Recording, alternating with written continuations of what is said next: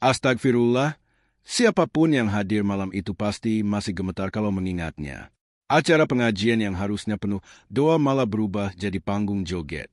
Yang lebih mengejutkan, itu semua dipimpin oleh seorang Gus terkenal dari Jawa Timur. Tidak ada yang menyangka, beberapa hari setelahnya, tubuhnya mengalami azab yang begitu mengerikan hingga membuat seluruh desa meneteskan air mata ketakutan. Sebelum kisahnya kita mulai, semoga yang sudah subscribe diberikan rezeki yang berkah, kesehatan, dan kemudahan dalam segala urusan. Terima kasih banyak sudah mendukung channel ini. Yang belum subscribe, boleh tekan tombolnya dulu, agar cerita penuh pelajaran seperti ini bisa terus hadir untuk teman-teman semua. Desa Sumberjati sebenarnya desa kecil yang tenang. Rumah-rumah sederhana berdiri berjejer di antara sawah luas. Suara ayam kampung menjadi alarm alami setiap pagi, dan anak-anak berlari di jalan tanah sambil tertawa lepas. Kehidupan mereka sederhana. Tapi nama seorang penceramah muda mulai membuat desa ini heboh. Namanya Gus Cipto, penceramah asal Jawa Timur yang mendadak viral karena ceramahnya dianggap modern. Berbeda dari ustadz-ustadz desa pada umumnya. Ia sering muncul dengan pakaian rapi, rambut licin, dan senyum yang seolah dibuat khusus untuk kamera. Postingan pengajiannya di TikTok selalu dibanjiri komentar, terutama dari santriwati muda yang mengaguminya. Ketika panitia pengajian Sumberjati mengumumkan bahwa Gus Cipto akan mengisi tausiah bulan depan, desa langsung gempar. Gus Cipto mau datang? Masya Allah, pasti rame banget nanti. Anak-anak muda pasti pada datang semua. Sekitar sebulan sebelum acara, spanduk besar dipasang di depan balai desa. Wajah Gus Cipto dicetak besar, lengkap dengan sorban putih dan peci emas yang mencolok. Setiap lewat, warga tidak bisa menahan diri untuk membicarakannya. Sementara para sesepuh desa, meski tidak pernah mendengar nama itu, mencoba bersikap netral. Yang penting ilmunya benar, ujar Pak Modin. Tapi kok penampilannya seperti artis, celetuk warga lain. Namun suara mayoritas lebih dominan. Mereka kagum, penasaran, ingin melihat langsung sosok viral itu. Ketika hari itu tiba, lapangan desa penuh sesak. Lampu sorot digantung di bambu tinggi, membuat suasana seperti konser mini. Kursi plastik berjajar rapi, sementara anak-anak muda duduk di depan panggung, memegang ponsel, siap merekam setiap detik. Jamaah datang dari desa sebelah, bahkan ada yang mengendarai motor jauh hanya untuk melihat Gus Cipto secara langsung. Ibu-ibu memakai baju terbaik mereka, sebagian memoles bedak lebih tebal dari biasanya. Beberapa santriwati tampak gugup, memandang panggung sambil sekali membetulkan jilbab. Ketika mobil Alphard hitam berhenti di samping panggung, kerumunan langsung gempar. Gus Cipto datang. Gus Cipto datang. Pintu mobil terbuka perlahan. Keluar seorang pemuda berkulit putih, berjubah panjang, dan memakai peci hitam dengan lis emas. Senyumnya, senyum yang selalu disukai santriwati di TikTok. Jamaah berdiri, sebagian bahkan mencoba menyentuh tangannya. Gus Cipto melangkah ke panggung seperti bintang utama. Caranya memegang mikrofon sangat percaya diri, bahkan terlalu percaya diri. Assalamualaikum, katanya dengan nada manja, bukan khusyuk. Suara itu saja sudah membuat beberapa santriwati saling sikut dengan pipi merona. Di barisan depan, beberapa bapak mengerutkan dahi. Alih-alih mulai dengan doa atau ayat, Gus Cipto justru melempar candaan. Candaan yang tidak pantas untuk suasana pengajian. Candaan yang membuat para sesepuh menunduk kecewa. Namun jamaah tetap tertawa keras, seolah tak peduli. Seolah apapun yang keluar dari mulut Gus Cipto pasti benar. Suasana mulai berubah. Bukan lagi pengajian, tapi seperti hiburan yang dibungkus agama. Dan malam itu, tanpa disadari siapapun, itu adalah langkah pertama menuju bencana besar yang menimpa dirinya. Tiba-tiba musik rebana mulai diputar oleh timnya. Tapi iramanya terlalu cepat, terlalu rancak, tidak cocok untuk syalawat. Gus Cipto mulai menggoyangkan badannya mengikuti irama. Awalnya hanya sedikit, sekadar menggerakkan bahu dan pinggul. Jamaah tertawa, bertepuk tangan, seakan melihat hiburan yang seharusnya tidak terjadi dalam pengajian. Beberapa santri yang duduk dekat speaker tertegun. Ini ceramah apa konser dangdut? Gumam mereka.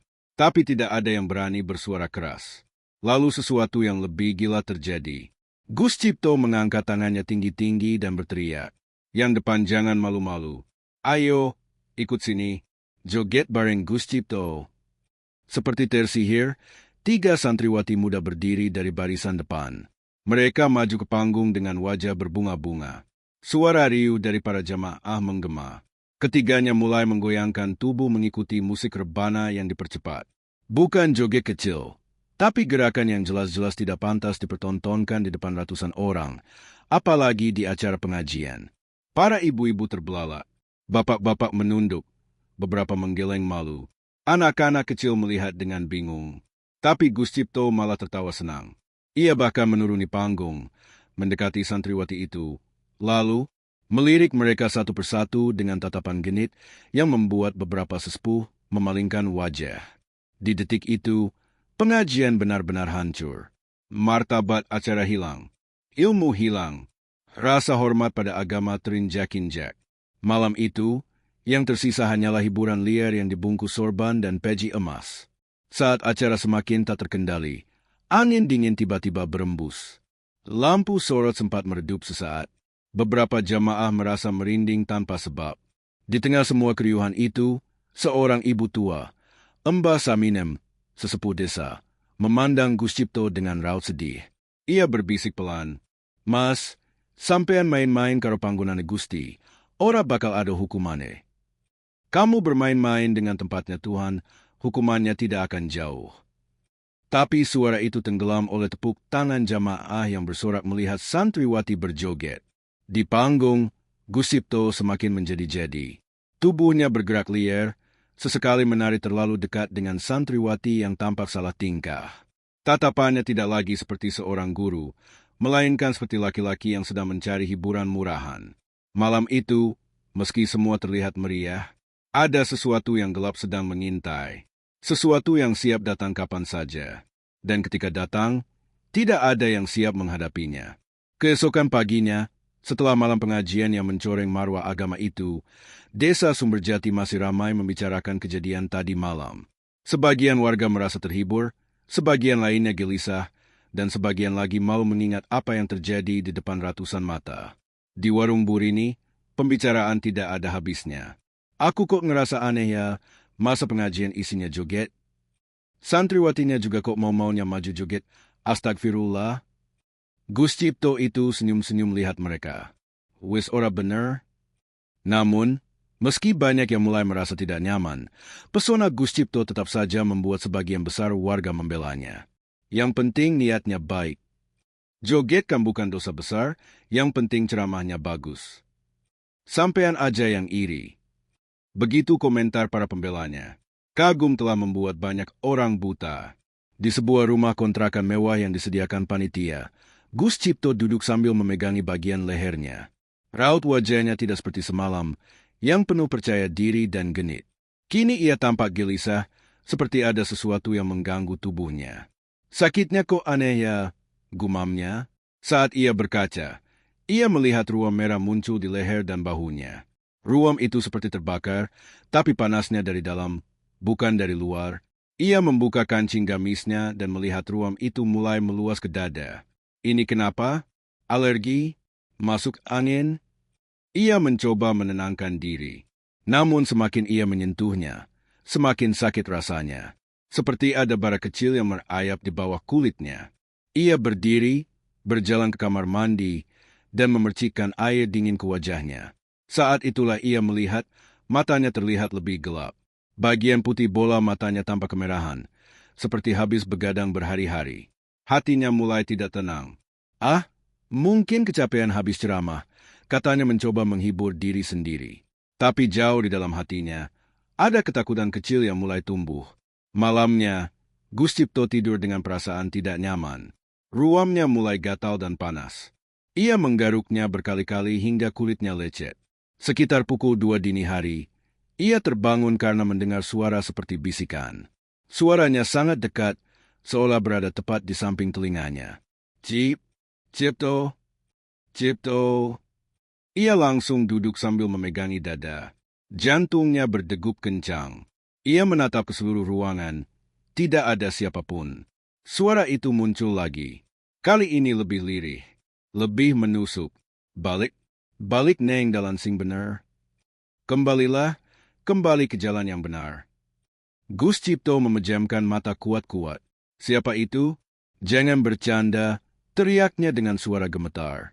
Ketika ia membuka mata, lampu kamar mendadak berkedip. Tirai jendela bergerak pelan padahal tidak ada angin. Cermin di depan tempat tidurnya menunjukkan bayangan tubuhnya. Namun, bayangan itu tampak lebih gelap, lebih besar, dan bergerak sedikit lebih lambat daripada dirinya. Gus Cipto terlonjak mundur. Ketakutan kini benar-benar mengambil alih dirinya. Saat pagi tiba, alarm ponselnya berdering keras. Ia bangun dengan kepala berat dan tubuh terasa sangat panas. Ketika membuka baju, ia terdiam. Ruam merah semalam kini berubah coklat kehitaman, seperti luka bakar. Area itu membesar, menyebar ke pinggang dan punggungnya. Kulitnya tampak mengelupas kecil-kecil, dan aroma aneh muncul dari tubuhnya. Aroma itu seperti campuran darah basi dan daging terbakar. Ia panik. Ia langsung mencari dokter desa, namun dokter tidak menemukan penyakit apapun yang cocok dengan gejala itu. Ini bukan alergi, bukan infeksi, saya tidak tahu ini apa, dokter berkata dengan raut bingung. Dalam perjalanan pulang, tubuhnya semakin terasa berat. Langkahnya tidak stabil, keringat dingin mengucur, dan napasnya memburu. Gus Cipto mulai sadar, ada sesuatu yang tidak wajar sedang menimpa dirinya. Sesuatu yang tidak bisa dijelaskan ilmu. Sesuatu yang datang setelah kejadian malam itu. Dan itu baru permulaan. Pukul 5 pagi, matahari baru terbit di desa Sumberjati. Embun masih menempel di daun-daun padi. Namun ketenangan itu tidak terasa bagi seseorang yang sedang terkapar di dalam rumah kontrakan mewahnya. Gus Cipto bangun dengan napas terengah-engah. Seluruh tubuhnya terasa berat, seperti diseret ke dalam tanah. Saat ia mencoba duduk, tulang punggungnya berderak pelan. Suara itu membuatnya mengerang kesakitan. Ia membuka baju perlahan, dan yang terlihat membuat darahnya berhenti mengalir. Bagian dadanya kini menghitam pekat. Pinggirannya merah menyala, seperti luka bakar yang baru. Kulitnya mengelupas, meninggalkan bercak-bercak lembab yang mengeluarkan aroma tajam, seperti daging yang direbus terlalu lama. Ia menyentuh sedikit dan langsung menjerit. Rasa sakitnya seperti ditusuk jarum panas berkali-kali. Ya Allah, ini apa? Ini apa? Suaranya gemetar, tak lagi penuh percaya diri seperti kemarin. Namun tak ada jawaban. Dengan tubuh lemah, ia berjalan ke kamar mandi. Setiap langkah terasa berat. Ketika ia masuk, lampu kamar mandi berkedip-kedip, membuat suasana semakin menyeramkan. Ia berdiri di depan cermin. Sosok yang ia lihat bukanlah dirinya. Bayangannya di cermin tampak lebih hitam, lebih gelap, dan bergerak sedikit lebih lambat dari gerakannya sendiri. Ketika ia mengangkat tangan, bayangannya tidak langsung mengikuti. Ada jeda 1 detik, seolah bayangan itu punya pikirannya sendiri. Ia mundur perlahan. Ini, enggak mungkin, gumamnya sambil menahan napas. Tiba-tiba bayangan itu tersenyum. Senyum lebar, bukan senyum dirinya. Gus Cipto terjatuh ke lantai, merangkak mundur sambil memukul pintu kamar mandi dengan panik hingga berhasil keluar. Keringat dingin bercucuran deras, tapi tubuhnya terasa panas seperti sedang dipanggang dari dalam. Beberapa jam kemudian, ia memutuskan untuk mandi dengan air dingin. Air itu mengalir mengenai kulitnya, dan suara mendesis terdengar, seperti air dingin menyentuh besi panas. Ia melompat mundur karena sakitnya luar biasa. Kulitnya memerah lagi, belahannya semakin dalam, seolah-olah tubuhnya sedang meleleh perlahan. Ketika ia menyeka wajahnya dengan handuk, ia melihat bercak darah menempel di kain putih itu. Ia menyentuh wajahnya dan menemukan bahwa bagian pipinya mulai terkelupas, tipis seperti kertas. Pikirannya kacau. Rasanya ia ingin berteriak memanggil siapapun, tapi egonya masih menahannya. Ia tidak ingin orang tahu bahwa ia sedang dihukum. Yang ia tidak sadari adalah, azab ini baru dimulai. Saat malam tiba, ia berusaha tidur. Namun tubuhnya tak bisa diam. Setiap menit, rasa panas berpindah-pindah dari dada ke punggung, lalu ke paha, kemudian ke leher. Seperti ada makhluk yang menyusuri tubuhnya dari dalam. Jam menunjukkan pukul 1 dini hari. Tiba-tiba terdengar suara langkah kaki dari ruang depan. Top, top, top. Langkah itu pelan, tapi jelas. seperti seseorang berjalan-jalan santai di dalam rumahnya. Gus Cipto menahan napas. Ia bukan mencuri, bukan halusinasi. Langkah itu terlalu nyata. "Siapa di sana?" teriaknya dengan suara pecah. Tidak ada jawaban. Yang ada hanyalah langkah kaki yang bergerak mendekati kamarnya. Tok, tok, tok. Suara itu kini tepat di depan pintunya. Gus Cipto menutup mulutnya sendiri, berusaha tidak bersuara. Napasnya cepat, dadanya naik turun tidak teratur. Pikirannya berputar, apakah ini maling? Atau sesuatu yang lebih gelap? Tiba-tiba, pintunya bergemetar, seperti seseorang menarik-narik gagangnya. Dada Gus Cipto terasa sesak. Ia mundur ke sudut kamar, memeluk tubuhnya yang mulai retak-retak seperti tanah kering. Kemudian langkah itu menjauh, diikuti bisikan lirih. "Wis wayahe, Cip, wayahe sampean ngerti balasannya. Sudah waktunya, Cipto, waktumu merasakan balasannya." Keesokan paginya, kabar tersebar pelan-pelan. Katanya Gus Cipto tidur-tiduran terus, sakit aneh. Aromanya, katanya bau gosongnya. Tanda apa itu ya? Kok mendadak begitu? Beberapa santri mencoba menjenguk, namun hanya suara Gus Cipto yang terdengar dari dalam. "Jangan masuk, aku istirahat." Padahal sebenarnya ia tidak ingin siapapun melihat kondisinya. Tubuhnya kini bukan lagi tubuh seorang Gus terkenal. Ia seperti tulang yang dibalut kulit hangus. Pagi itu udara di desa Sumberjati terasa lebih berat dari biasanya. Langit mendung tipis, seolah menahan sesuatu yang ingin jatuh. Beberapa warga mulai berbicara bahwa ada yang tidak beres sejak pengajian malam itu. Rumah kontrakan tempat Gus Cipto menginap kini tampak sepi dan muram. Tirainya tertutup rapat, pintunya terkunci dari dalam, dan aroma aneh mulai menyebar keluar dari sela-sela jendela. Aroma itu seperti daging terbakar yang disiram air dingin, menusuk hidung, membuat siapapun yang lewat merinding tanpa alasan. Di dalam kamar, Gus Cipto terbaring lemah di lantai. Tubuhnya yang dulu rapi dan bersih, kini nyaris tidak dikenali. Bagian leher hingga perut membengkak besar, sebesar bengkak alergi parah, namun warnanya hitam kebiruan, seperti dipukul benda keras ratusan kali. Pembengkakan itu membuat ia sulit bernapas. Setiap tarikan napas terdengar parau, seperti ada cairan yang menghalangi tenggorokannya. Ketika ia mencoba bangun, kakinya tidak merespons. Ia menepuk-nepuk pahanya.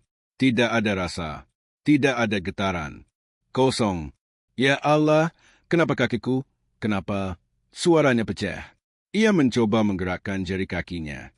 Tidak bergerak, tidak ada sensasi sama sekali. Seolah tubuh bagian bawahnya sudah mati.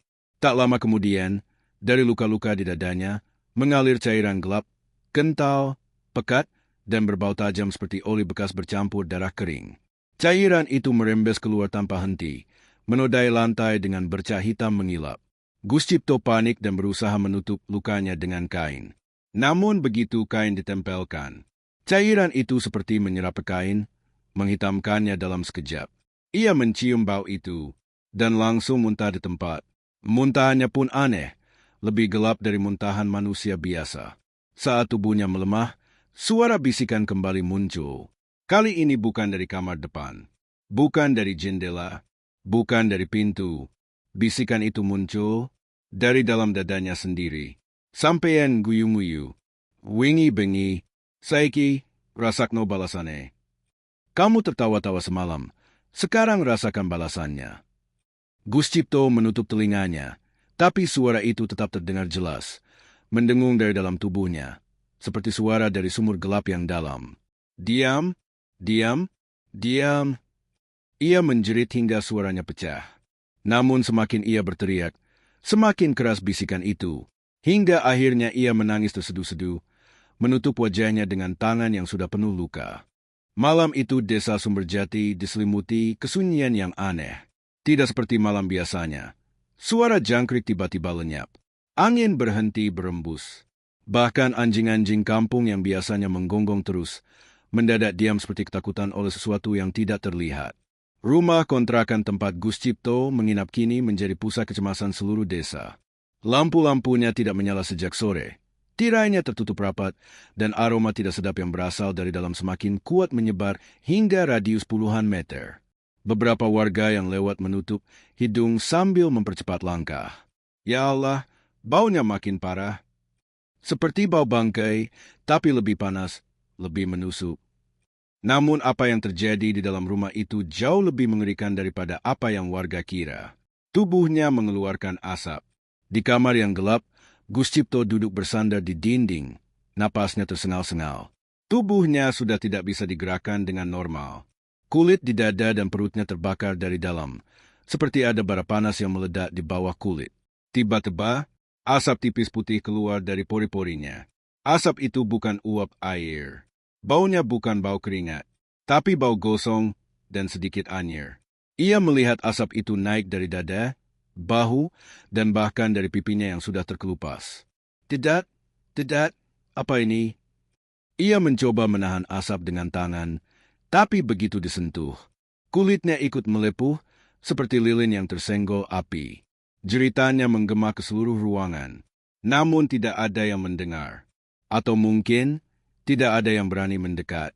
Asap semakin banyak hingga kamar terasa pengap. Gus Cipto batuk keras, batuk yang mengeluarkan bercak hitam kental dari mulutnya, menodai lantai. Ia melirik cermin di depannya, dan hampir pingsan. Bayangannya tidak menunjukkan dirinya yang sedang batuk. Bayangannya berdiri tegak, menatapnya. Tanpa asap, tanpa luka, tanpa mata, hanya sosok gelap seperti arang yang mengawasi. Desa mulai mendengar suara jeritan. Sekitar pukul 1 dini hari, Mbah Saminem, sesepuh desa, terbangun oleh suara yang bukan seperti suara manusia.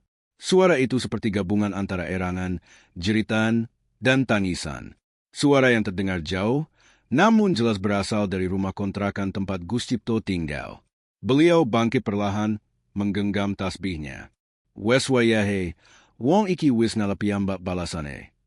Sudah waktunya, orang ini sedang mendapat balasannya.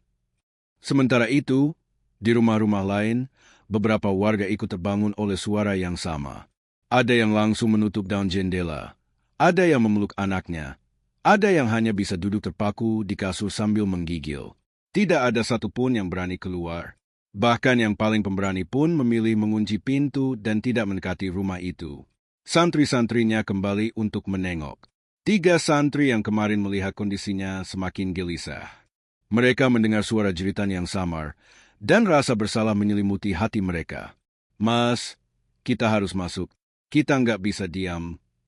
Tapi, kalau baunya makin parah, kondisinya makin mengerikan. Justru karena itu kita harus lihat. Takutnya, dia butuh bantuan. Dengan tangan gemetar, mereka mendekati pintu rumah kontrakan. Aromanya jauh lebih menyengat dari sebelumnya. Mereka mengetuk perlahan. Gus Cipto, kami datang. Gus. Tidak ada jawaban. Tapi tiba-tiba sesuatu menimpa pintu dari dalam. Duar, pintu bergetar keras. Santri-santri itu mundur seketika. Gus Cipto. Hening. Lalu suara itu muncul, bukan suara manusia. Lebih rendah, bergetar, dan terdengar dari dalam dada, bukan dari mulut. Aku, panas, tolong, panas, tolong, aku, terbakar. Santri-santri itu saling pandang. Wajah pucat, tangan gemetar. Apa kita dobrak pintunya? Mas, kalau itu bukan suara Gus Cipto? Halah, wis ora jelas, ayo mundur dulu. Mereka mundur perlahan. Sampai akhirnya salah satu dari mereka terjatuh ketika melihat sesuatu. Asap putih keluar dari sela-sela bawah pintu. Asap itu berbau sangat busuk, lebih busuk dari bangkai. Di dalam kamar, Gus Cipto sudah tidak bisa berdiri. Asap kini keluar dari punggungnya juga. Banyak sekali hingga seluruh ruangan berkabut samar. Napasnya pendek, tubuhnya kejang sesekali. Matanya setengah terbalik. Ia memukul-mukul lantai sambil menjerit. Ampuni aku, ampun, aku salah. Namun setiap ia mengucap kata ampun, asap semakin kuat keluar, seolah ada sesuatu yang mengejeknya, menyiksa lebih keras. Sosok hitam di pojok kamar kembali muncul. Kali ini lebih besar, lebih tebal, dan perlahan-lahan mendekatinya. Gus Cipto merangkak mundur. Jangan, aku minta ampun. Jangan. Sosok itu berhenti tepat di depannya. Tidak berkata apa-apa, tidak bergerak, hanya berdiri dan menatap, sementara tubuh Gus Cipto terus berasap. Semakin panas, semakin gosong, semakin rusak.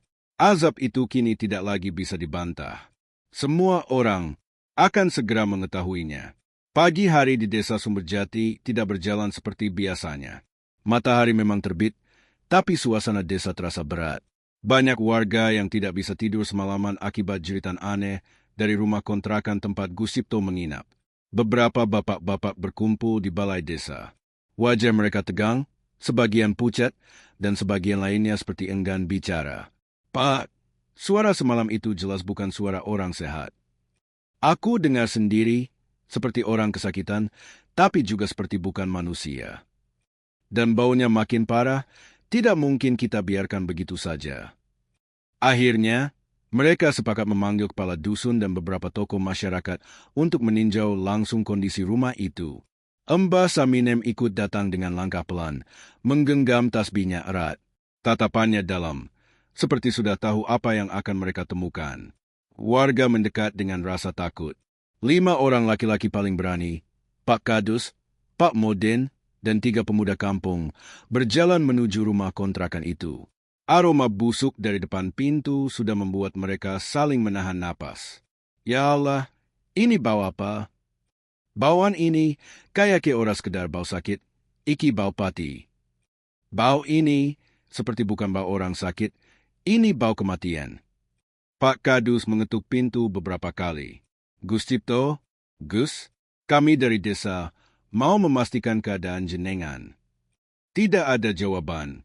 Namun, dari dalam rumah terdengar suara geresan halus, seperti kain diseret ke lantai. Suara itu membuat semua orang menegang. Pak, kunci ini harus dibuka. Kondisinya darurat, kalau dibiarkan, takutnya terjadi apa-apa. Mereka memanggil pemilik rumah. Dengan tangan gemetar, pemilik rumah datang membawa kunci cadangan. Saat kunci itu dimasukkan ke lubang, suara hentakan terdengar dari dalam. 2. Semua langsung mundur. Pak Modin membaca doa pelan, mempersiapkan diri pada hal terburuk. Saat pintu dibuka, aroma yang keluar begitu kuat hingga 3 orang langsung muntah di tempat. Bau itu campuran antara daging gosong, darah mengering, dan bangkai yang sudah berhari-hari. Pintu terbuka lebih lebar. Ruang tamu gelap, tirai jendela merosot ke lantai seperti tercabik sesuatu. Lantai dipenuhi bercak hitam, seperti noda karbon yang lengket. Pak Kadus mengangkat senter, dan ketika cahaya senter menyapu ruangan, semua orang menegang. Ya Allah, innalillahi, astagfirullah, apa itu? Tubuh Gus Cipto pertama kali terlihat publik. Di pojok ruang tamu, Gus Cipto terbaring setengah duduk, punggung menempel pada dinding. Tubuhnya hampir tidak bisa dikenali lagi sebagai manusia. Kulitnya menghitam seperti bara. Beberapa bagian mengelupas, memperlihatkan daging merah basah. Dadanya mengeluarkan asap tipis, terus-menerus. Bagian perutnya membengkak besar, sampai 2 kali ukuran normal. Matanya hanya setengah terbuka, putihnya memerah seperti retak. Santri-santri yang mengaguminya langsung menutup mulut. Ada yang jatuh terduduk sambil menangis ketakutan. Apa ini benar Gus Cipto? Gus, kok jenengan jadi begini? Tubuhnya tidak bergerak, namun dari celah bibir yang pecah, terdengar suara kecil. Panas? Tolong, panas. Suaranya hampir tidak seperti manusia. Bergetar, serak, seperti keluar dari rongga dada yang penuh asap, bukan dari tenggorokan. Beberapa orang langsung mundur dengan wajah ngeri. Bayangan hitam itu masih ada ketika warga sibuk mengangkat tubuh Gus Cipto untuk dibawa keluar. Mbah Saminem berdiri mematung di pintu dengan mata berkaca-kaca. Ia melihat sesuatu di pojok ruangan, tempat dinding retak, tempat yang tidak disinari senter. Ada sosok hitam berdiri. Tinggi, gelap, tanpa wajah, tanpa bentuk yang jelas. Namun sosok itu tidak mengikuti warga yang mengangkat Gus Cipto. Sosok itu hanya berdiri, diam, mengawasi, seolah mengatakan, Aku belum selesai. Mbah Saminem menutup mulutnya, terisak. Gusti, iki azab sing ora iso dilawan. Tuhan, ini azab yang tidak bisa dilawan. Warga membawanya keluar. Tubuh Gus Cipto akhirnya dibawa dengan susah payah. Tapi hal aneh terjadi. Tubuhnya sangat berat, jauh lebih berat dari tubuh manusia biasa. 5 orang laki-laki tidak cukup untuk mengangkatnya. Apa? Kenapa berat sekali? Ini tidak wajar, Pak. Seperti ngangkat batu besar. Padahal tubuhnya tampak kurus tenggelam dalam luka bakar. Namun beratnya seperti balok besi. Setiap langkah mereka, cairan hitam dari tubuhnya menetes ke tanah. Dan tanah yang terkena tetesan itu langsung berubah warna menjadi gelap. Warga yang melihatnya langsung mundur ketakutan. Jangan sampai kena kaki. Jangan dekat-dekat. Dan saat tubuhnya berhasil dibawa ke halaman, semua orang pun menjerit histeris. Ubu Gus Cipto akhirnya berhasil dibawa keluar rumah kontrakan. Tapi apa yang terjadi di halaman rumah itu membuat seluruh warga desa mundur serentak. Ada yang menjerit, ada yang terisak, dan ada yang langsung menutup wajah sambil gemetar. Tubuh yang dulu rapi, bersih, dan penuh pesona kini hanya tinggal kerangkeng azab. Kulitnya hitam terkelupas seperti serpihan arang. Lututnya membengkak sebesar kepala manusia. Dari selapuri-purinya, asap tipis masih keluar perlahan. Cairan hitam terus merembes, menetes ke tanah, dan membuat rumput di bawahnya langsung mati seketika. Salah satu pemuda yang mengangkatnya langsung melepaskan pegangan sambil mundur terburu-buru. Tanahnya mati, Pak. Tanahnya langsung mati. Warga yang melihatnya langsung menjerit kecil dan mundur lebih jauh. Jangan dekat-dekat. Jangan sampai kena cairannya. Cairan itu jatuh ke tanah dan mengeluarkan suara ces kecil, seperti menyentuh permukaan panas. Aroma gosongnya menyebar ke udara. Reaksi warga desa, panik, takut, dan tak percaya. Burini, pemilik warung dekat kontrakan, histeris sambil menutup wajah dengan jilbabnya. Ini bukan penyakit manusia. Pak, ini. Ya ampun, Gus, jenengan kok iso begini. Pak Kadus, meski berusaha kuat, tidak mampu menyembunyikan rasa takutnya. Wajahnya pucat seperti habis melihat kematian. Ini, ya Allah, kalau begini, ini bukan hal medis, bukan kecelakaan. Ia tidak mampu melanjutkan kalimat tersebut. Sementara para santri yang semalam bersorak melihat Gus idolanya berjoget di panggung, kini terdiam sambil menangis. Beberapa dari mereka bahkan lemas dan duduk di tanah sambil menutup telinga. Mas, aku takut. Ini salah siapa, kenapa jadi begini? Tapi di antara kerumunan warga itu, Mbah Saminem berdiri paling tenang. Wajahnya sedih, tapi tidak kaget. Ia hanya berbisik lirih sambil menunduk. Gusti, sampun kelampahan. Tuhan, semua sudah terjadi. Tubuhnya semakin menghitam di hadapan semua orang. Ketika warga berusaha mengangkat tubuh Gus Cipto ke tikar besar, hal aneh terjadi lagi. Kulit di punggungnya terkelupas, terjatuh ke tanah seperti kain gosong. Warga menjerit, beberapa langsung berlari mundur sejauh mungkin. Astagfirullah, kulitnya rontok. Ya Allah, badan manusia kok bisa begini? Warna kulitnya berubah semakin gelap, dari hitam ke hitam legam, seperti batu bara yang terbakar dari dalam. Asap keluar lebih banyak, membuat sekeliling tubuhnya seperti dipenuhi kabut panas. Dan baunya semakin tajam, menusuk hingga ke dada. Ada ibu-ibu yang langsung jatuh pingsan. Azab itu memukul warga yang menyaksikan. Ketika warga mencoba mendekat lagi, tiba-tiba dari perut Gus Cipto terdengar suara retakan besar, seperti kayu yang patah. Kereta? Semua orang membeku. Perutnya, yang membengkak besar, bergerak sendiri. Seakan ada sesuatu di dalamnya yang memukul-mukul dari dalam. Santri-santri menutup wajah sambil menangis ketakutan. Gus, kenapa tubuhnya bergerak sendiri? Pak, itu bukan gerakan orang hidup. Ya Allah, lindungi kami. Dan sebelum ada yang sempat menjauh, dari mulut Gus Cipto keluar semprotan cairan hitam kental, yang meluncur ke tanah secara tiba-tiba. Cairan itu jatuh ke tanah dan langsung membuat tanah di sekitarnya retak kecil, seperti tersiram air asam kuat. Semua warga langsung lari menjauh sambil berteriak panik. Lari, lari, itu racun, itu bukan cairan manusia. Pemandangan itu terlalu menyeramkan untuk disebut penyakit. Ini bukan flu, bukan infeksi, bukan kecelakaan. Ini hukuman. Siang itu, mobil keluarga Gus Cipto datang dari Jawa Timur. Ibunya, pamannya, dan beberapa kerabat. Begitu mereka melihat kondisi tubuh Gus Cipto, teriakannya pecah, menggema ke seluruh desa. Ibunya jatuh berlutut. Suaranya pecah, hampir tidak bisa keluar. Cipto, Cipto, anakku, kenapa begini? Nak? Pamannya menutup mulut sambil menangis. Salah satu sepupunya langsung memeluk tiang pagar karena kakinya gemetar tak kuat berdiri. Ini bukan Cipto, ini bukan, badannya kok begini, kenapa, nak? Ibunya mengusap rambut Gus Cipto yang sudah rontok separuhnya. Tangan sang ibu langsung terkejut. Tanganku panas. Badanmu panas sekali, nak. Hawa panas dari tubuh Gus Cipto terasa seperti menyentuh wajan panas.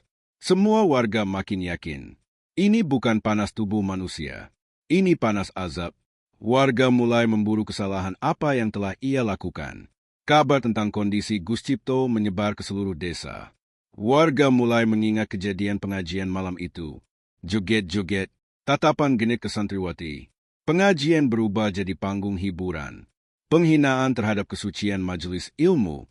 Dan kini, balasannya terpampang jelas. Di antara kerumunan warga yang berkumpul dari jauh, terdengar bisik-bisik. Benar kata orang, balasan dari Allah itu bisa datang tiba-tiba. Iki azab sing ora iso dicegah. Dadi pengingat kanggo kita kabeh. Sementara tubuh Gus Cipto terus berasa pelan, seperti kayu yang terbakar dari dalam. Siang berubah menjadi petang, dan petang berubah menjadi malam dengan sangat cepat. Seolah waktu di desa Sumberjati bergerak berbeda sejak azab menimpa Gus Cipto. Udara di sekitar rumah kontrakan masih panas. Bukan panas matahari, tapi panas yang memancar dari tubuh yang sedang dihukum. Warga yang awalnya mendekati pagar kini memilih bertahan di kejauhan. Tidak ada satupun yang berani berdiri terlalu dekat, juga tidak ada yang sanggup pergi, karena rasa penasaran dan ketakutan bercampur menjadi satu. Tubuh Gus Cipto yang tadi masih bisa menggerakkan bibirnya kini mulai tampak kaku, namun bukan kaku biasa. Lebih seperti tubuh yang mengencang, seperti ada sesuatu yang menegang di dalam dirinya. Tubuhnya bergetar tidak wajar. Jam menunjukkan pukul 7 malam ketika tubuh Gus Cipto tiba-tiba bergetar keras, seperti mesin motor yang mau meledak. Gerakannya bukan seperti orang kejang biasa, bukan seperti demam tinggi, bukan seperti epilepsi. Tubuhnya terguncang dari dalam, seolah ada sesuatu yang menghantam-hantam dinding kulitnya dari dalam tubuh. Pat, pat, pat, suaranya jelas, terdengar sampai ke warga yang berdiri puluhan meter. Ibu-ibu menutup mata sambil beristighfar keras. Anak muda memeluk bahunya sendiri sambil mundur pelan. Pak, ini tidak normal. Tubuh manusia tidak bisa bergetar sekeras itu. Ini bukan kejadian dunia. Mbah Saminem hanya diam, memegang tasbih dengan mata tertutup. Singkai yang iki, wis dudu urusan manusia. Keadaan seperti ini sudah bukan urusan manusia. Wajahnya menghitam lebih cepat. Saat getaran itu semakin kuat, wajah Gus Cipto mulai berubah drastis. Kulit pipinya mengelupas lebih cepat. Ujung hidungnya memerah, lalu menghitam. Matanya tampak menonjol seperti akan keluar. Bibirnya pecah-pecah hingga mengeluarkan darah hitam. Salah satu santri menjerit sambil menutupi mulutnya. Gus, tolong jawab kami, Gus. Namun tidak ada yang keluar dari mulut Gus Cipto selain suara napas yang mengerikan. Ha-ha-kakak, ha-kakak, seperti napas makhluk besar yang hampir kehabisan udara. Jeritan itu pecah, menggetarkan desa. Beberapa menit kemudian, tiba-tiba getaran tubuhnya berhenti total. Hening. Seluruh warga menahan napas. Dan dalam keheningan itu, mulut Gus Cipto terbuka lebar. Tidak seperti manusia membuka mulut. Lebih lebar, jauh lebih lebar, seperti mulutnya sedang disobek dari dalam. Lalu jeritan itu keluar, Jeritan yang tidak terdengar manusiawi. Jeritan yang memecah udara malam. Jeritan yang membuat setiap orang memejamkan mata dan berlutut tanpa sadar. Ah. Tidak ada nafas. Tidak ada jeda. Hanya suara panjang yang menggema sampai menembus rumah-rumah warga. Ibu-ibu berteriak ketakutan. Bapak-bapak melangkah mundur dengan mata membesar. Anak-anak menutup telinga sambil menangis histeris. Semua warga merasakan hal yang sama. Jeritan itu bukan dari tenggorokan manusia. Jeritan itu seperti suara dari tempat yang sangat gelap. Langit desa menggelap tiba-tiba. Saat jeritan itu mencapai puncaknya, langit mendadak gelap total. Awan hitam tebal menyelimuti desa hanya dalam hitungan detik. Angin berhenti. Udara menjadi dingin. Seolah satu desa dipaksa masuk ke dalam ruangan kosong tanpa suara. Lampu-lampu jalan berkelap-kelip sebelum padam. Rumah-rumah terkena bayangan gelap yang menekan, membuat suasana seperti hari kiamat kecil. Warga panik. Beberapa langsung membaca ayat kursi keras-keras. Sebagian lainnya menangis sambil memeluk keluarga. Pak, kenapa langit jadi begini? Ini bukan hujan, ini sesuatu yang lain. Mbah Samine membuka mata perlahan, melihat ke langit, lalu berkata dengan suara yang bergetar. Panjenengan wis kelewihan, Cipto. Kamu memang sudah sangat keterlaluan, Cipto. Detik-detik yang membuat semua orang tak bisa tidur. Jeritan itu tiba-tiba berhenti. Namun desanya masih gelap. Tidak ada suara jangkrik. Tidak ada suara burung malam. Tidak ada suara angin. Hening yang menakutkan. Saat warga perlahan-lahan mulai mengintip dari balik pagar, mereka melihat sesuatu yang membuat darah mereka membeku. Tubuh Gus Cipto perlahan, sangat perlahan, melayang setinggi beberapa sentimeter dari tanah. Tidak banyak, hanya sekitar 3-5 cm. Tapi cukup membuat seluruh warga mundur dengan wajah pucat. Pak, badannya terangkat. Ini setan apa-apaan ini? Lari. Namun tidak ada yang benar-benar lari jauh. Semua tercekat, tidak bisa bergerak, tidak bisa berpaling. Mereka hanya bisa menyaksikan kengerian itu. Tubuh yang dulu disanjung-sanjung karena karismanya kini menjadi peringatan paling nyata bagi desa itu. Dan semua orang tahu, azab itu belum selesai. Tubuh Gus Cipto masih melayang beberapa sentimeter di atas tanah, dan seluruh desa berdiri terpaku. Tidak ada yang berani bergerak, tidak ada yang berani bicara. Udara terasa kecil, tipis, seperti ditarik keluar dari tempat itu. Lalu, tanpa peringatan apapun, duar. Tubuh Gus Cipto jatuh menghantam tanah dengan suara yang sangat keras, seperti karung besar berisi besi dilempar dari atap. Benturan itu membuat tanah di bawahnya retak kecil. Warga yang paling depan otomatis mundur sambil menjerit kaget. Astagfirullah. Pak, tubuhnya jatuh keras banget. Ini bukan manusia lagi. Pak, ini bukan. Namun tidak ada satupun yang punya waktu untuk memproses kejadian itu, karena hal yang lebih mengerikan terjadi detik berikutnya. Tubuhnya pecah, mengeluarkan cairan hitam mendidih. Begitu tubuhnya menyentuh tanah, perutnya yang membengkak meletus. Iya, Angga, meletus. Suara prarat terdengar keras, dan dari bagian perut itu, semburan cairan hitam pekat terlontar keluar seperti lava dari gunung api. Cairan itu menyembur mengenai tanah, mengenai akar pohon dekat pagar, mengenai bagian tembok rumah kontrakan. Dan tempat yang terkena cairan itu langsung menghitam, mengerut, dan hancur. Akar pohon berasap, rumput mati seketika, ket tembok meleleh, tanah berlubang kecil-kecil, seperti disiram cairan kimia keras. Ibu-ibu berteriak histeris. Sebagian warga tersungkur ke tanah, sambil menangis ketakutan. Astagfirullah, cairan apa ini, Pak? Ini bukan darah, bukan nanah, ini. Panasnya sampai sini, Pak, panasnya nyengat kulit. Beberapa pemuda yang jaraknya agak dekat langsung merasakan kulit tangan mereka memanas hanya karena terkena asap cairan itu, bukan cairannya langsung. Aha, panas, Pak. Hei, mundur semua. Dalam hitungan detik, radius 3 meter di sekitar tubuh Gus Cipto menjadi zona mati, penuh bau busuk dan panas yang menusuk seperti uap racun. Suasana berubah seperti kiamat kecil. Langit semakin gelap. Bukan hanya gelap karena awan, tapi gelap yang menekan, seperti langit turun beberapa meter lebih rendah dari biasanya. Angin berhenti total, tidak ada satu daun pun yang bergerak.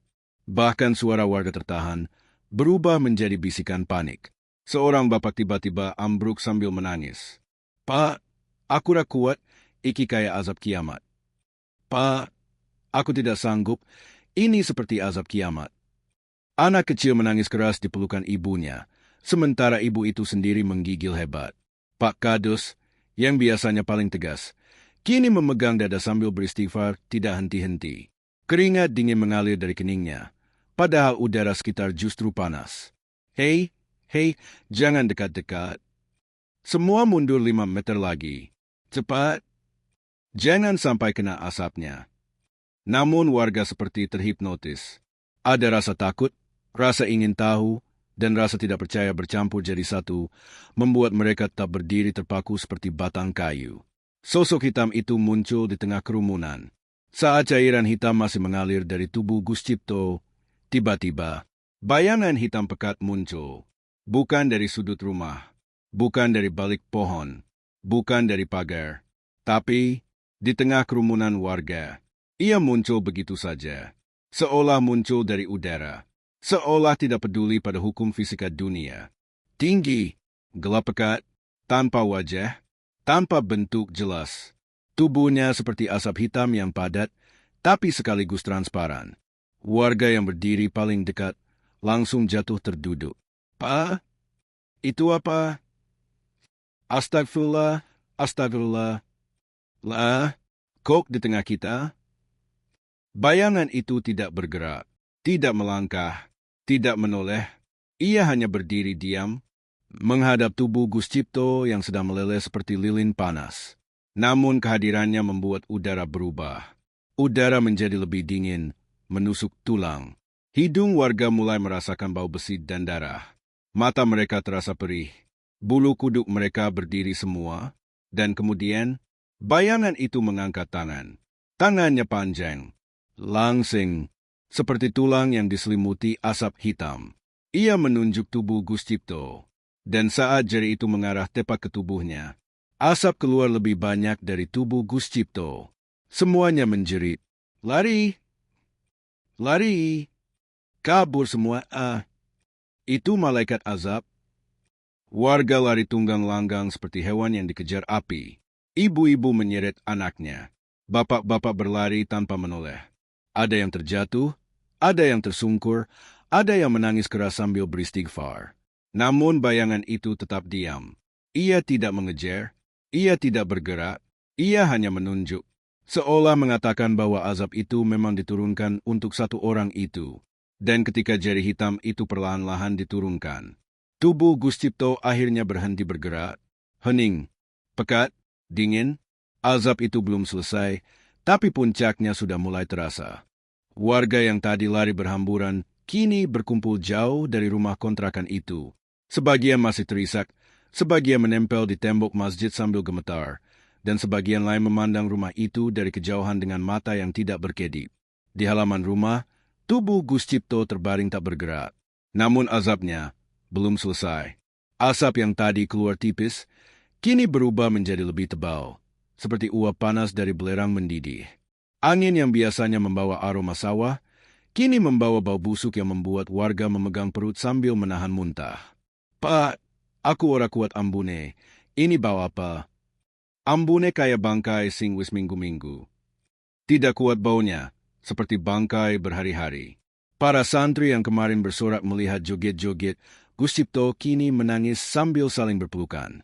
Wajah mereka pucat, mata sembab, dan tubuh gemetar tak henti. "Mas, aku takut ini semua salah kita juga. Kenapa kita ikut joget semalam? Kenapa kita tepuk tangan? Kenapa kita tertawa?" Rasa bersalah mulai menelan mereka hidup-hidup. Tubuhnya mulai mencair perlahan. Ketika warga memberanikan diri melihat dari jauh, mereka hanya bisa menutup mulut sambil menahan jeritan. Tubuh Gus Cipto tidak lagi utuh. Bagian leher, bahu, dan dadanya kini mencair seperti lilin panas yang diletakkan dekat api. Kulitnya tidak hanya mengelupas. Kulitnya meleleh, jatuh ke tanah dalam potongan-potongan hitam kecoklatan yang lengket. Dari mulutnya masih mengalir cairan gelap, tapi kali ini lebih kental, seperti oli yang sudah lama tidak diganti. Cairan itu mengalir melewati pipinya, menetes ke tanah, membuat rumput berubah hitam sebelum hancur. Beberapa warga yang melihatnya langsung mual hingga muntah di bawah pohon. Seorang bapak bersuara parau, "Masya Allah, ini bukan penyakit manusia lagi." Pak Kadus menutup mata sambil menahan air mata. Cipto, ngapa sampean tumindak koyo ngono kui? Kenapa kamu melakukan hal seperti itu?" Ustaz tetangga dipanggil, tapi ia tak berani mendekat. Karena keadaan makin mengerikan, warga akhirnya memanggil seorang ustadz dari desa tetangga, seorang yang dikenal alim dan berani menghadapi gangguan gaib. Ustadz itu datang dengan 5 pengawal desa. Tapi begitu ia mencium bau busuk yang menyelimuti rumah kontrakan, langkahnya terhenti. Ia memegang dada, wajahnya seperti terkena tamparan. Ini bukan penyakit, bukan santet, bukan jin biasa. Para warga menatapnya penuh harap dan ketakutan. Lah terus, "Ustadz, ini apa yang harus kita lakukan?" Ustadz itu menarik napas sangat panjang, tapi napasnya tidak tenang. Terlihat jelas ia sendiri takut. Ini azab yang turun ke satu orang, dan aku tidak punya kuasa untuk menghalanginya. Warga langsung gemetar. Itu adalah kalimat yang paling tidak ingin mereka dengar. Keluarga Gus Cipto pingsan satu persatu. Ibunya, yang sejak tadi histeris, berusaha mendekati tubuh anaknya lagi walau warga sudah menahan. "Anu, iki anakku, aku pengen delok, woi." "Nah, ini anakku, aku ingin lihat, hanya ingin lihat." Tapi begitu ia mendekati radius 3 meter, bau panas itu langsung membuatnya limbung. Ia terhuyung ke depan. Matanya gelap, tubuhnya jatuh ke tanah. "Ibu, Bu bangun. Air cepat." Namun bau tersebut terlalu kuat. Pamannya juga ikut jatuh berlutut sambil memegangi kepala. Wajahnya memerah seperti kepanasan dari dalam. Sepupu-sepupunya yang memaksa melihat lebih dekat, muntah berkali-kali hingga tubuh melemas. Dalam hitungan menit, 3 anggota keluarganya pingsan dan harus dijauhkan dari tempat itu. Sosok hitam itu masih mengawasi dari pojok halaman. Saat semua orang sibuk merawat keluarga yang pingsan, seorang pemuda melihat sesuatu di pojok halaman. Sosok hitam itu masih ada. Tidak bergerak, tidak hilang.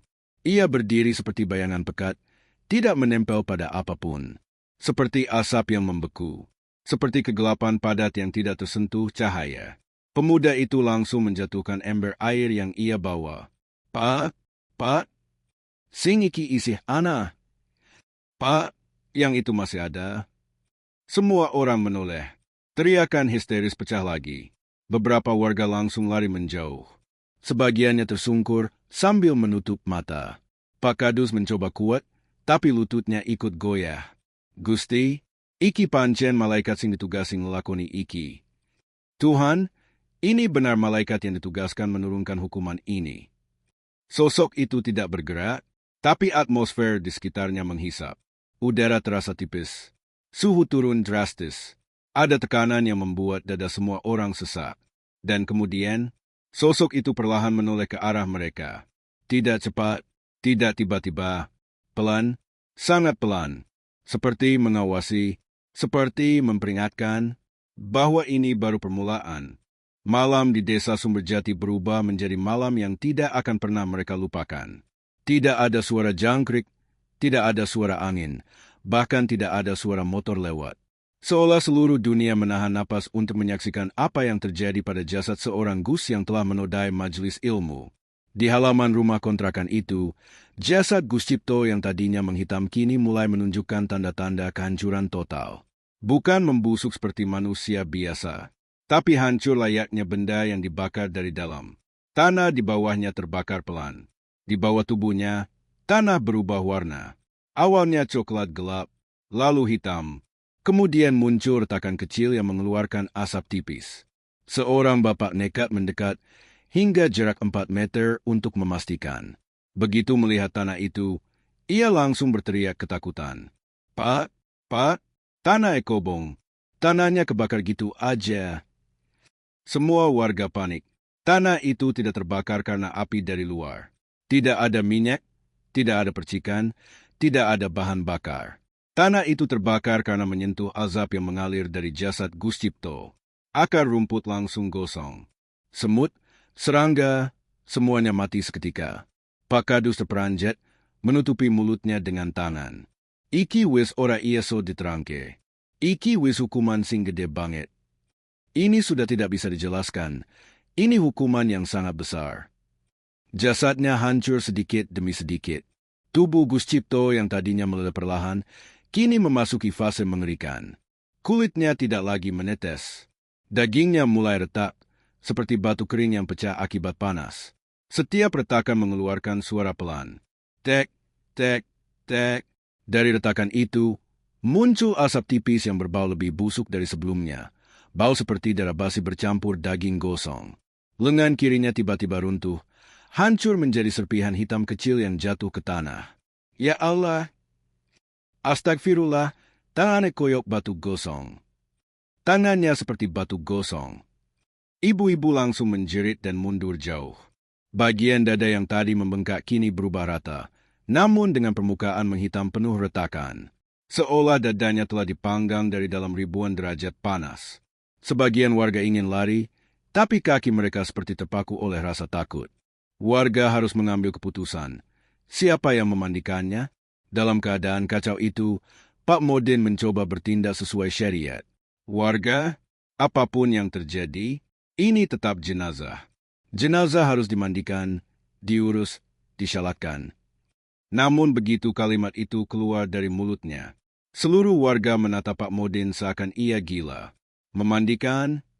Pak, sampean lihat sendiri tubuhnya. Itu bukan mayat biasa, Pak. Bapak aja tadi mundur. Masa kami disuruh mendekat? Pak Modin gemetar. Ia menutup wajah dengan kedua tangan. Aku ngerti pancen medeni. Tapi iki kewajiban. Aku tahu memang menakutkan, tapi ini kewajiban. Wes ora iso, Pak. Seorang bapak berteriak, suaranya pecah. Sopo sing wani nyentuh? Sopo sing berani endelok? Siapa yang berani menyentuh? Siapa yang berani melihat? Salah seorang santri maju pelan, mata merah menangis. Biar aku, Pak, dia guru kami. Tapi ketika ia menginjak radius 2,5 meter, kulit kakinya langsung panas, seperti disundut besi. Aha! Panas, Pak? Panas? Ia langsung lari sambil menangis. Kini semua orang sadar. Tidak ada manusia yang mampu menyentuh jasad itu. Tidak ada manusia yang mampu memandikannya. Keputusan berat dari Ustadz tetangga. Ustadz dari desa tetangga melangkah maju mendekati Pak Kadus dan berbisik. Pak, kulo nyuwun ngapuro. Tubuh iki ora untuk disinggo manungso. Mohon maaf, tubuh ini sudah bukan untuk disentuh manusia. Tapi bagaimana Ustadz? Syariat? Ustadz itu menggeleng sangat pelan. Ada pengecualian pada kondisi tertentu. Dan kondisi iki wis azab satenan-tenane. Ini azab yang sebenar-benarnya. Warga langsung hening total, dan Ustadz itu melanjutkan dengan suara berat. Jenazah ini tidak perlu dimandikan, tidak boleh disyalatkan di dekat rumah, dan tidak boleh dipindahkan tanpa melihat tanda darinya. Warga saling pandang dengan wajah pucat. Tanda apa, Ustadz? Apa lagi yang harus kami tunggu? Ustadz itu menunduk, napasnya berat, sampai azab ini berhenti sendiri. Sosok hitam itu bergerak untuk pertama kalinya. Saat Ustadz mengucapkan kalimat itu, angin tiba-tiba berembus pelan. Dan untuk pertama kalinya sejak muncul, sosok hitam pekat itu bergerak, bukan cepat, bukan melompat, bukan melesat. Ia hanya melangkah satu kali. Satu langkah kecil, namun satu langkah itu cukup membuat seluruh warga tersungkur, mundur, sambil menangis ketakutan. Sosok itu berhenti tepat di ujung radius jasad Gus Cipto, menundukkan kepalanya sedikit, lalu berdiri diam seperti penjaga azab. Semua warga akhirnya tahu, tidak ada yang bisa dilakukan manusia. Tidak ada yang bisa menolong. Tidak ada yang bisa mendekat. Azab itu akan selesai ketika Allah berkehendak itu selesai. Malam semakin larut. Desa Sumberjati tenggelam dalam kesunyian yang belum pernah terjadi sebelumnya. Tidak ada suara angin, tidak ada suara hewan, bahkan tidak ada suara denting sendok dari rumah manapun. Hanya satu suara yang terdengar. Desaan panas dari tubuh Gus Cipto yang sedang dihukum. Asap hitam tebal masih membubung dari jasadnya. Bau busuk memenuhi 50 meter radius rumah kontrakan itu, membuat ibu-ibu menutup hidung dengan kain dan anak-anak bersembunyi sambil menangis ketakutan. Pak Kadus dan beberapa warga yang paling kuat mentalnya berdiri jauh di belakang pagar. Wajah mereka pucat, mata cekung, dan tangan gemetar tanpa henti. Sementara sosok hitam pekat masih berdiri di ujung halaman, diam, seperti penjaga yang tidak pernah tidur. Semua orang tahu, sesuatu akan terjadi. Tanah mulai bergetar. Pada pukul 2.17 dini hari, waktu yang bahkan tidak diharapkan manusia untuk terjaga, tanah di bawah jasad Gus Cipto bergerak perlahan. Awalnya hanya getaran kecil, sehalus daun jatuh. Namun warga yang memperhatikan langsung menyadarinya. Pak, tanahnya goyang. Lihat, lihat. Tanah itu retak lagi. Retakan kecil muncul dari bawah jasad. Merembet perlahan, seperti garis api yang menelusuri tanah. Suara dari dalam tanah terdengar. Bunyi mendidih pelan. Plok, plok, plok. Seperti ada sesuatu yang menyembur dari dasar bumi. Pak Modin berbisik. Inggi, iki wis tekan puncake.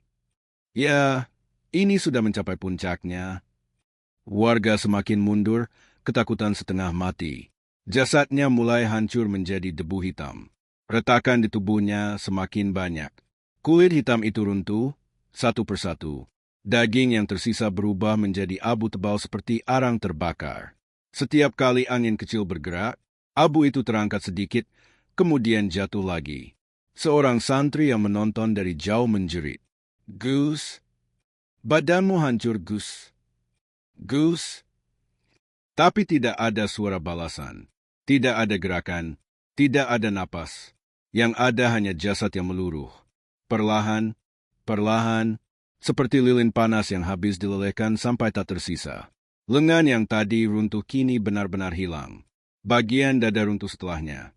Begitu juga punggungnya yang retak, sampai menghasilkan debu hitam pekat. Dalam waktu beberapa menit, 50% tubuhnya hilang menjadi serbuk. Warga hanya bisa menatap sambil menangis, antara ketakutan dan penyesalan. Gelombang panas terakhir. Detik-detik berikutnya menjadi bagian yang paling mengerikan.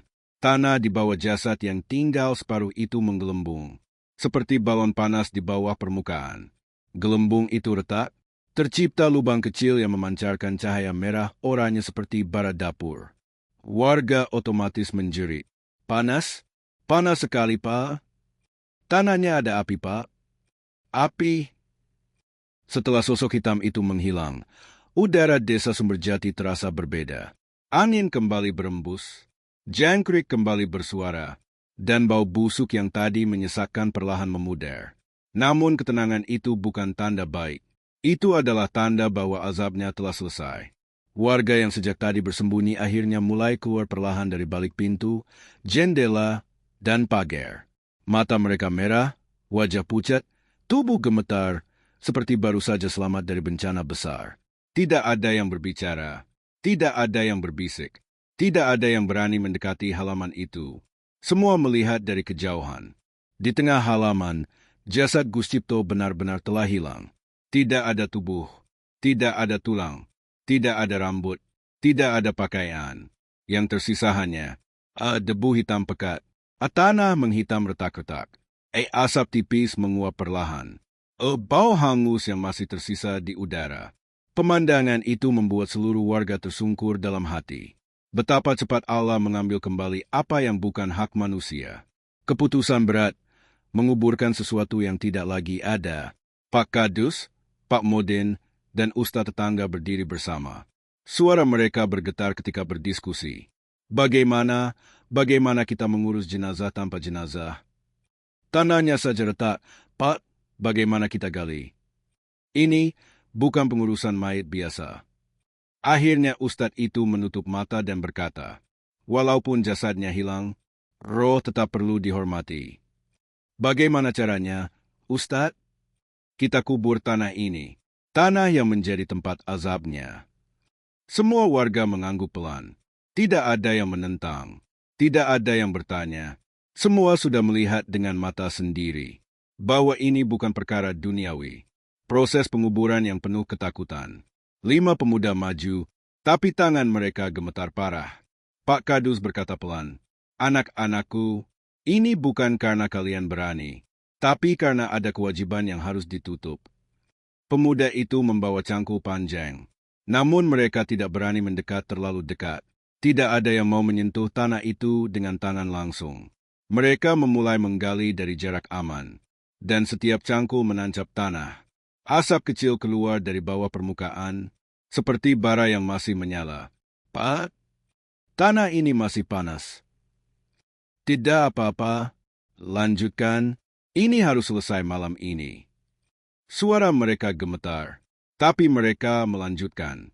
Akhirnya, kuburan yang berisi tanah yang pernah disentuh azab itu selesai juga. Bukan liang lahat biasa, bukan kubur tubuh. Ini kubur hukuman, kubur peringatan, kubur yang akan selalu diingat anak cucu desa itu. Para santri menangis di ujung malam. Di jalanan, beberapa santri duduk membungkuk sambil menangis tanpa suara. Mas, ini semua salah kita. Semalam kita ketawa, kita tepuk tangan.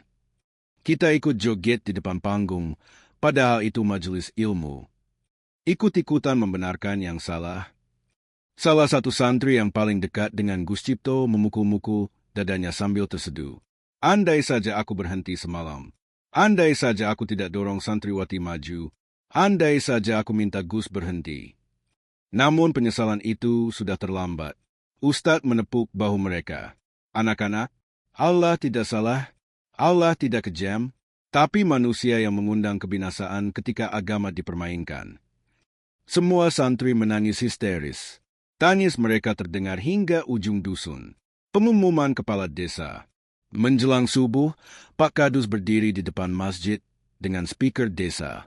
Warga berkumpul dengan wajah lelah, sedih, dan ketakutan. Suara Pak Kadus pecah saat berbicara. Warga, kejadian ini bukan tontonan, bukan hiburan. Ini bukan cerita untuk dibanggakan. Ia menarik napas berat. Mulai hari ini, Desa Sumberjati tidak akan lagi mengundang penceramah yang mencari popularitas, yang menjadikan pengajian sebagai panggung. Ia menahan air mata. Kita semua melihat apa yang terjadi ketika agama dijadikan hiburan. Ini peringatan besar dan akan kita ingat seumur hidup. Seluruh warga menangis, baik yang tua maupun muda, baik yang hadir malam itu maupun yang tidak tahu apa-apa. Karena mereka menyadari, satu orang bermain-main dengan agama, satu desa mendapat ketakutan. Akhir yang mengubah desa itu selamanya. Hari-hari berikutnya desa itu berubah. Tidak ada lagi musik keras di dekat masjid. Tidak ada lagi pengajian yang bercampur hiburan. Tidak ada lagi penyambutan berlebihan terhadap penceramah. Semua kembali sederhana, kembali tenang, kembali ke arah yang benar. Tanah bekas jasad Gus Cipto ditandai dengan batu kecil. Bukan nisan, tanpa nama, tanpa tulisan. Hanya batu, diam, tapi memiliki cerita paling seram yang pernah hidup. Orang-orang yang lewat akan menundukkan kepala. Ada yang beristighfar, ada yang merinding, ada yang menangis. Karena mereka tahu, itulah tanah yang pernah menyentuh azab, yang tak sanggup ditahan manusia manapun. Dan nama Gus Cipto hilang dari pembicaraan. Tidak ada yang berani menyebutnya keras-keras. Hanya satu kalimat yang bertahan. Aja nganti koyo Gus Cipto. Jangan sampai seperti Gus Cipto.